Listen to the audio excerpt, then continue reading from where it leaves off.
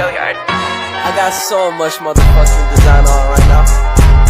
Break it down, bring it back, make it clap. I got 3 old thoughts, new block, where that thing bitches.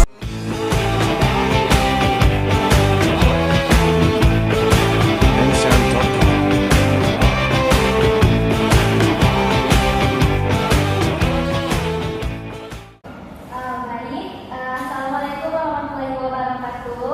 Waalaikumsalam warahmatullahi wabarakatuh. Selamat siang semuanya. Siang, Bu. Bagaimana kabarnya hari ini? Sehat. Alhamdulillah. Sebelumnya Ibu memperkenalkan diri dahulu. Nama Ibu Mentari Salsabila. Pada kesempatan kali ini tentunya kita akan membahas sebuah materi nantinya setelah pengambilan absen. Sebelumnya boleh diperkenalkan namanya masing-masing dulu. Perkenalkan, nama saya Agatha Indonesia. Setelahnya saya Karolina. Jadi terima kasih.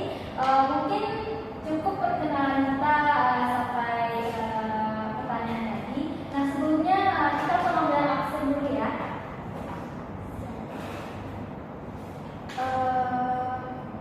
Amanda Yulianesha, Lara Manina Sari, baik berarti hadir semuanya ya. Nah sebelumnya apakah kalian tahu apa materi kita hari ini? Nggak tahu ya. Baik, materi kita hari ini yaitu tentang media pembelajaran tradisional. Sebelumnya apa yang kalian tahu tentang alat musik tradisional? Mungkin boleh disebutkan yang tahu aja. Satu, habis itu mana? Boleh satu lagi? Nggak tahu. Selamat ulang. Jadi Ibu mau milih pembahasan kita itu mengenai rapat. Nah, sebelumnya kalian tahu apa itu rapat? Nggak pernah melihat rapat? Di mana? Di oh iya ya. Ngapain orang itu menggunakannya di mana misalnya itu? Kayak mana ya cara penggunaan rapatnya? Kalian tahu? Nggak tahu ya? Nah, sebelum kita masuk ke materi tersebut, Ibu bakal kasih tahu sejarah mengenai rapat. Di mana rapat ini merupakan alat musik tradisional yang mana itu cara memainkannya digesek ya. Tahu digesek? Tahu kayak biola itu? Iya biola.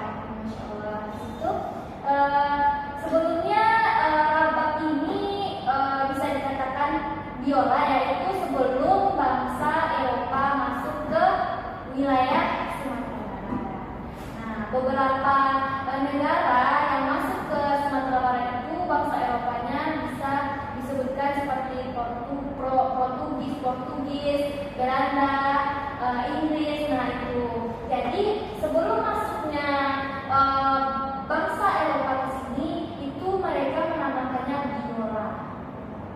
Nah itu setelah mereka masuk dinamakanlah rabat. Nah jadi rabat ini ada beberapa kategori penamaan yang terdapat di beberapa daerah. Mungkin kalian ada yang tahu? Di Sumber ada yang tahu apa nama alat musik ini disebut? Nggak tahu. Kalau di Sumatera Barat atau tepatnya di Minang itu namanya rapat.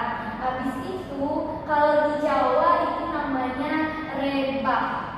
Nah kalau di Aceh itu namanya herebak. Berarti enggak cuma di sini. Oh enggak, ada di beberapa daerah nama penyebutan masing-masing alat musik. Kalau ya namanya beda, cuman maksud dari alat ini itu juga. Nah satu lagi itu di Sulawesi Selatan. Nah, di Sulawesi Selatan itu namanya gesok. Kalian tahu nggak cara memainkan rapat? Iya, cara pegangnya gimana?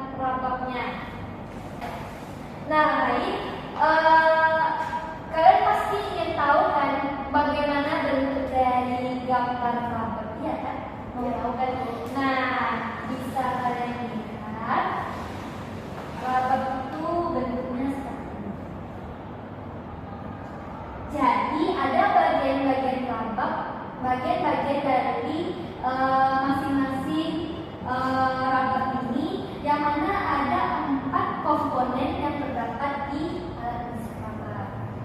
Yang pertama yaitu watangan.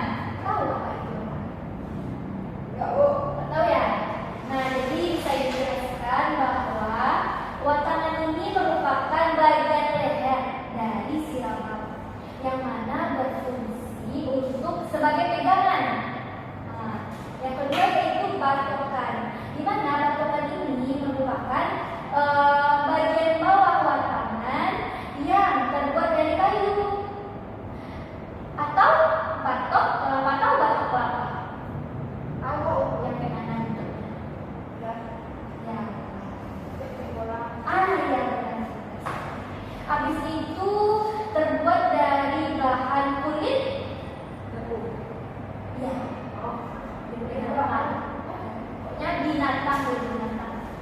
Nah, yang ketiga yaitu sikilan. Nah, sikilan ini merupakan bagian dari kaki rambaknya yang bisa dipakai sebagai dudukan si rambak. Nah, yang keempat itu segren atau kosong. Nah, di mana dalam segren ini merupakan itu biasanya terbuat dari bahan kayu atau bulu ekor dari binatang pilihan untuk membuat si rambut. Nah, itu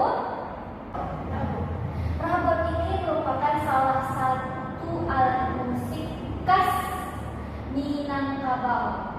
Nah, di mana rabot ini secara garis turun-temurun pastilah diturunkan ke generasi cucu-cucunya. Agar apa? Agar tidak menghilang dari apa? Perkembangan zaman. Seperti yang kita tahu bahwa banyak alat musik yang modern kan. Seperti apa mungkin boleh disebutkan alat musik modernnya? Nah, kayak piano banyak kan.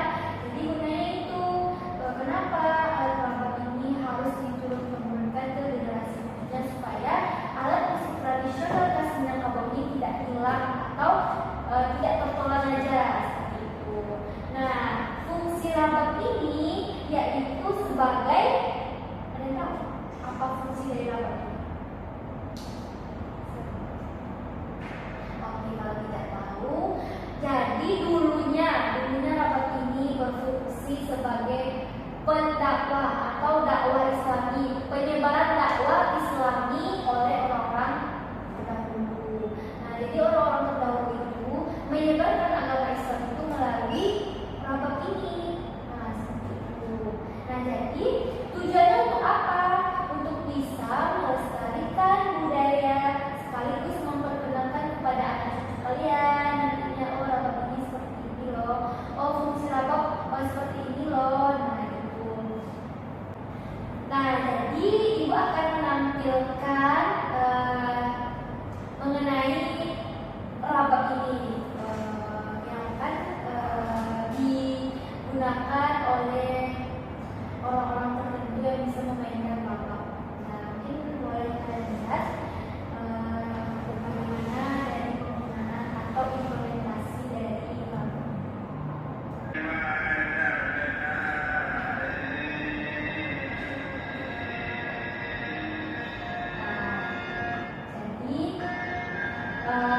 Di dalam tampilan rambak ini itu menceritakan tentang sebuah keluarga di mana orang tua mempunyai satu orang anak yaitu namanya Romlan. Nah, di dalam keluarga itu mengalami sebuah perselisihan antara bapak dan si anak. Kenapa mereka mengalami perselisihan tersebut? Karena si bapak ini memiliki sikap yang egois terhadap si anak. Terus si bapak ini menyuruh si anak untuk bersekolah di sebuah sekolah agama. Nah, jadi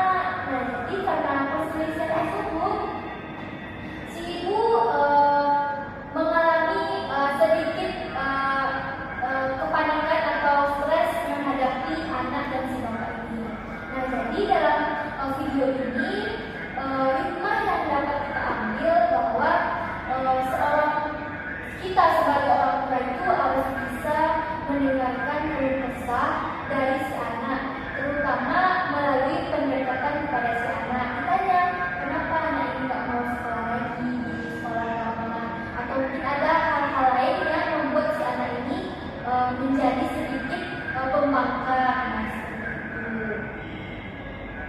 Jadi kita sebagai orang tua itu tidak boleh egois, karena kan kita tahu ya bahwa sifat anak itu seperti apa. Jadi sebagai orang tua itu harus bisa menghargai keputusan si anak juga, tidak boleh kita egois. Nah, itu. Nah, jadi terkait materi mengenai alat tradisional yaitu rabab, apakah ada pertanyaan dari Ananda berdua? Oh, silakan, Lara. Biasanya rabab itu isinya apa, Dok? Atau tentang keluarga atau Jadi rabab ini bisa mengenai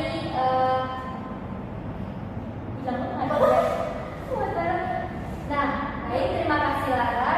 Jadi dalam rabab ini bisa menceritakan tentang keluarga, masalah keluarga, habis itu tentang Islam, ajaran-ajaran agama, habis itu ajaran tentang sosial, masyarakat.